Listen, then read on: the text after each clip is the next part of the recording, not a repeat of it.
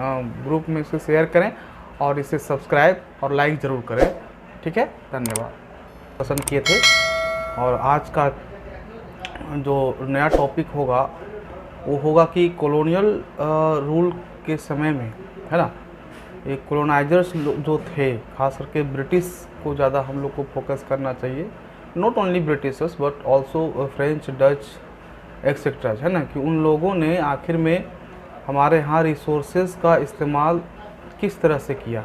ठीक है, इसके ऊपर हम लोगों को ज़्यादा फोकस करना चाहिए, ताकि क्योंकि इतिहास हमेशा एक प्रकार का क्या होता है, हिस्ट्री हमेशा एक अनुभव देती है।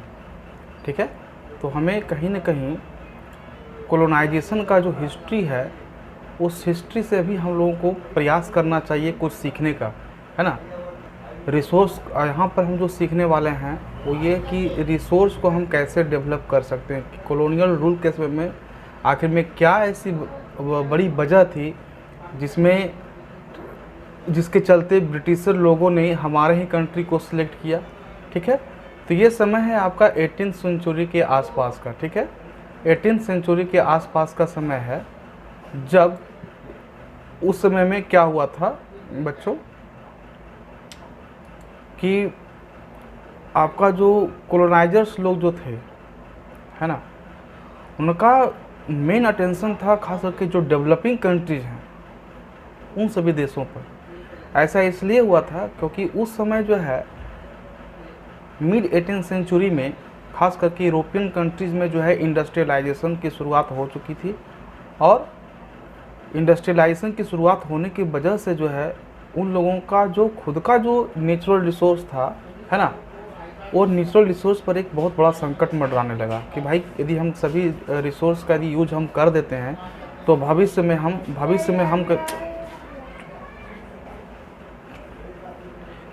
में फिर हम इसका प्रयोग कैसे कर सकते हैं। ठीक ना, ओके। तो आज हम लोग इसके बारे में डिस्कशन करेंगे, राइट।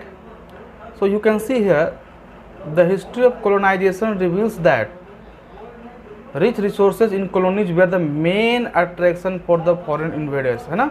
देखिए वही बात यहाँ पर भी कहा जा रहा है कि यदि कॉलोनाइजेशन की हिस्ट्री को हम देखते हैं तो यहाँ पर हमें यही देखने को मिलता है कि जो कॉलोनियल कंट्रीज़ का जो मुख्य अट्रैक्शन का जो केंद्र था वो क्या था, रिच रिसोर्सेज था। तो भारत को सोने का चिड़िया तो कहा ही गया है। इसके अलावे जो है हम सभी लोग जो है, हमारा देश जो है खास कर करके वो नेचुरल रिसोर्स के क्षेत्र में भी बहुत ही ज़्यादा रिच था, है ना। सेकेंड है, it was primarily the higher level of technological development of the colonising countries that help them to exploit resources of other regions and establish their supremacy over the colonies. Of course, है ना, ये संभव कैसे हो पाया उस समय में? ये संभव तभी हुआ देखिए यहाँ पे डायरेक्ट लिखा गया है, it was previously the higher level of technological development. उस समय जो है यूरोपियन कंट्रीज में जो टेक्नोलॉजिकल डेवलपमेंट थे वो बहुत ही हाई था, बहुत ज़्यादा था। उस समय हम लोग बहुत ही पिछड़े थे टेक्नोलॉजी के मामले में, ठीक है ना। तो वो लोग बहुत अच्छे तरीके से जानते थे, वो लोग भली भांति जानते थे कि हम टेक्नोलॉजी का जो है यूज कर करके हम रिसोर्स को कैसे डेवलप कर सकते हैं, नया से नया जो है रिसोर्स का डेवलपमेंट हम कैसे कर सकते हैं। और उसी टेक्नोलॉजी का जो है उन्होंने अपना हथियार बनाया, और उन्होंने उसके परिणाम स्वरूप उन्होंने क्या किया कि अदर जो डेवलपिंग कंट्रीज जो खास करके थे, जो रिसोर्स के क्षेत्र में जो मजबूत थे, जो धनी थे, वहाँ पर उन्होंने क्या किया, अपनी कॉलोनी को उन्होंने बसाया और उसकी स्थापना किया। Therefore resources can contribute to development only when they are accompanied by appropriate technological development and institutional changes.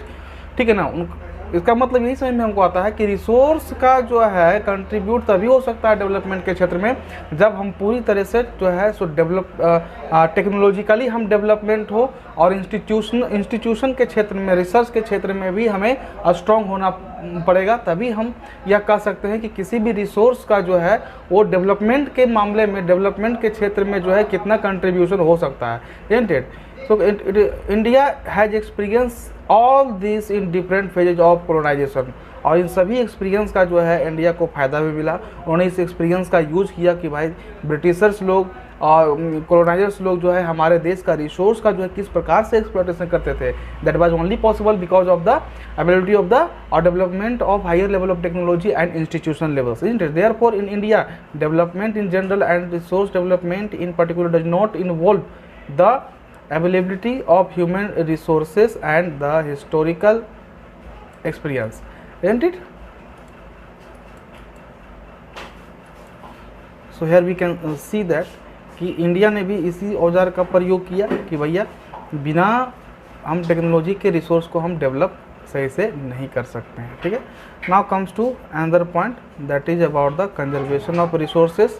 Conservation of resources, भाई ये कंजर्वेशन ऑफ रिसोर्सेज क्या है, इसके बारे में I have already prepared another video on this animated video, and it किसी भी देश में रिसोर्सेज जो होता है ना, किसी भी देश में डेवलपमेंट के लिए बहुत ही वाइटल उसका कंट्रीब्यूशन होता है, बहुत ही ज़्यादा कंट्रीब्यूशन होता है, बहुत ही इंपॉर्टेंट और बहुत ही सिग्निफिकेंस इसका माना जाता है, खास करके डेवलपमेंट के क्षेत्र में। बट इरेशनल कंजप्शन, यदि किसी रिसोर्स का इरेशनल मनमौजी तरीके से यदि उसका यूज करते हैं और ओवर यूटिलाइजेशन करते हैं तो वह रिसोर्स क्या होगा, हमें सोशियो इकोनॉमिक और एनवायरमेंटल प्रॉब्लम्स जैसे मुद्दाओं की ओर लेकर के आगे जा सकता है ना।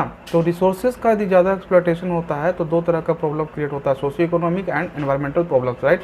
सो इस प्रॉब्लम को ओवरकम करने के लिए, सॉल्व करने के लिए जो है ना, वेरियस लेवल पर, डिफरेंट लेवल पर जो है ना क्या किया गया, रिसोर्स कंजर्वेशन का मैकेनिज्म का जो है, मेजरमेंट का जो है प्रयोग किया जाना शुरू किया गया। And this had been the main concern of the leaders and thinkers in the past, है ना, पास्ट के समय में, राइट।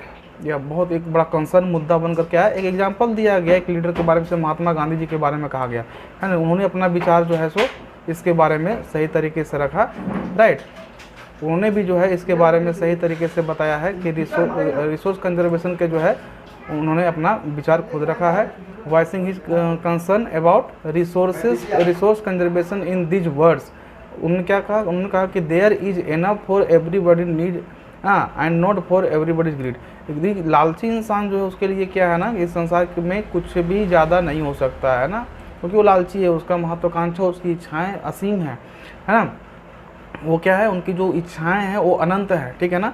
तो महात्मा गांधी का कहना है कि भाई इस देश में, इस संसार में जो भी रिसोर्स है ना, एक इंसान का जो डेवलपमेंट के लिए जो नीड्स है, जो उसकी आवश्यकता है, जो वांट्स है, उसको फुलफिल करने के लिए हमारे वातावरण में काफ़ी मात्रा में अवेलेबल है ना।